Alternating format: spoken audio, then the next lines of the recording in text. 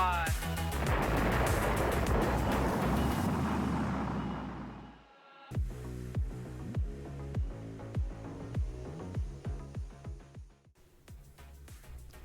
Number 285. Tom Hanks had an asteroid named after him, which was called 12818 Tom Hanks. This is true. The asteroid was discovered April 13, 1996 by the Spacewatch project at the Kitt Peak National Observatory and named by astronomer Jim Scotty. The name was chosen because of Tom's long-standing interest in space exploration, showcased in 1995 with the release of his film, Apollo 13, based on the, quote, most successful failure, Apollo 13. In the film, Hanks plays Jim Lovell, the commander of the mission and whose book Lost Moon was the basis.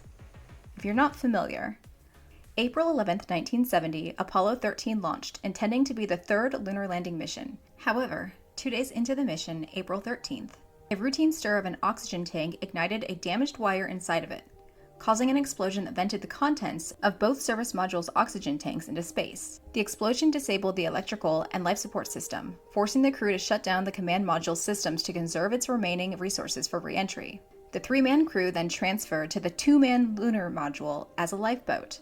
The lunar module was designed to support 2 men for 2 days, but the crew of 3 faced obstacles other than cramped quarters. It was near freezing, making much of the food inedible, and they had to ration their water intake to make sure that Aquarius, their lifeboat, would have enough liquid to cool its hardware down. Another significant problem was the air filtration.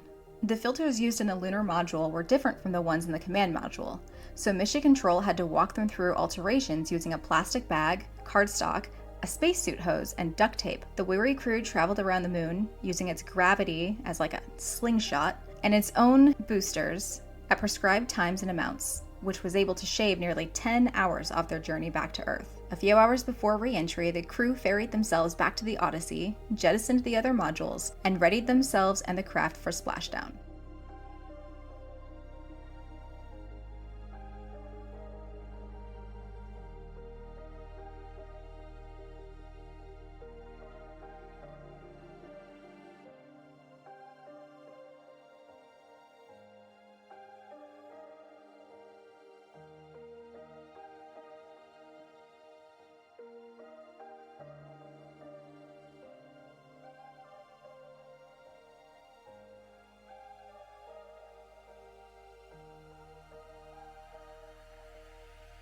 On April 17th, the crew splashed down near Samoa and was recovered alive and well.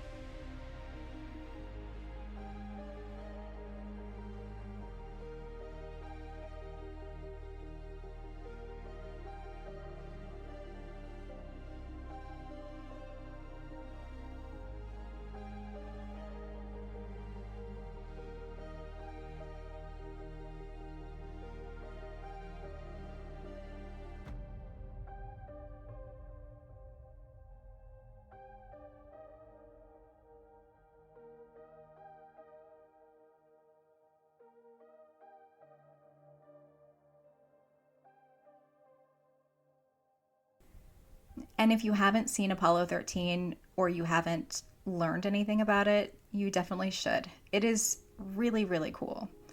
The way that the astronauts work together and the way that Mission Control worked together, I mean, it's pretty awesome. Even on YouTube, you can find little documentaries, or it's just a really awesome story.